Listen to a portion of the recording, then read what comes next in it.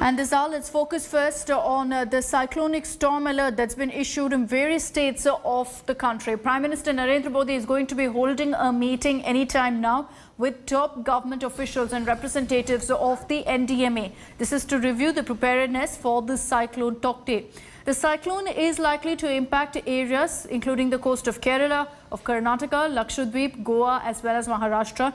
The Met Department has issued a warning to all fishermen not to venture out into the seas till May 17th because of rough sea conditions. It could largely also impact the coastal districts of Kerala and Karnataka till May 16th. A yellow alert has been issued in Kerala. Chief Minister Pinarayi Vijayan has said that the government is taking all precautionary measures to face this calamity. 24 NDRF teams have been deployed across 5 states. There are many more teams which are also on standby and they will be deployed if the need arises. Low-lying areas of Lakshadweep may see adverse effects of this cyclonic storm till May 16th. After that, now, as per the trajectory given by the Met Department, the storm the system is expected to move towards Gujarat.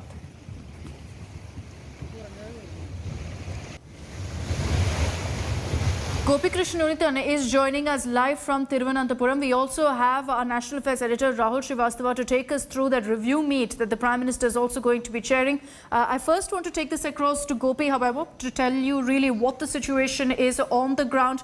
Gopi, is the impact of the storm really being felt in parts of Kerala right now? Well, Akshita, honestly, we can say that this particular formation or this system of this cyclonic system is moving further away from Kerala. That is the present trajectory that is being suggested by the IMD. But over the last 4-5 days, there was torrential rain in many parts of Kerala. The state administration had warned the fishermen not to venture into the deep sea after this particular formation was noticed in the Arabian Sea a few days back.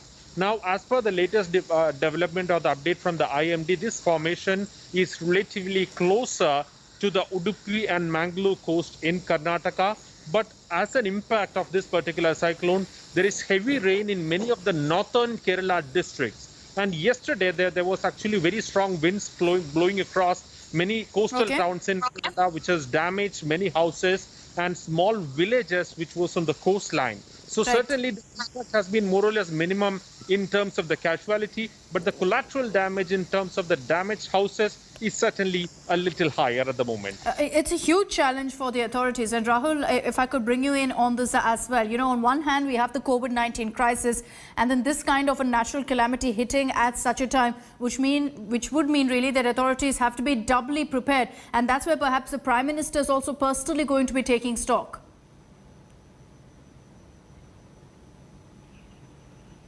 Akshita, if you look at these states, 6 of them, Tamil Nadu, Kerala, Karnataka, Goa, Maharashtra and Gujarat, these are the states which have been witnessing some very high instances of COVID cases since early April. And that is why it's a virtual double whammy for the public and also a dual challenge for the state government. Say, for example, Goa in the last few days has recorded several deaths in one hospital. And the government has been beleaguered. It's been trying to make certain efforts, as you said, shifting people to different wards. That effort will definitely get impacted. The second very important impact is the vaccination impact. At least 2 days are likely to get impacted as far as the vaccination exercise is concerned. Maharashtra has already announced that Saturday will be a holiday and it could well happen tomorrow. In Kerala, 2 rivers are already flowing above the danger mark. And once severe cyclonic winds hit any of these states, communication is going to be one of the first casualties. Now, how that coordination has to take place in terms of bringing in relief measures once the cyclone is over or things are better via the Air Force, planes, the Army and others to be deputed in case relief is required, on the ground assistance is required.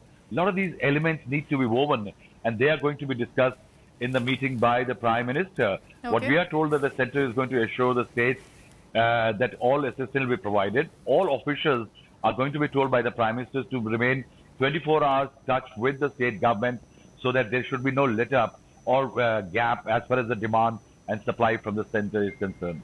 All right, we'll track what is the outcome of that meeting, which is expected to begin anytime now. Rahul, thank you for joining us on this broadcast. Thanks to Gopi also for getting us a sense of what the situation is currently in Kerala.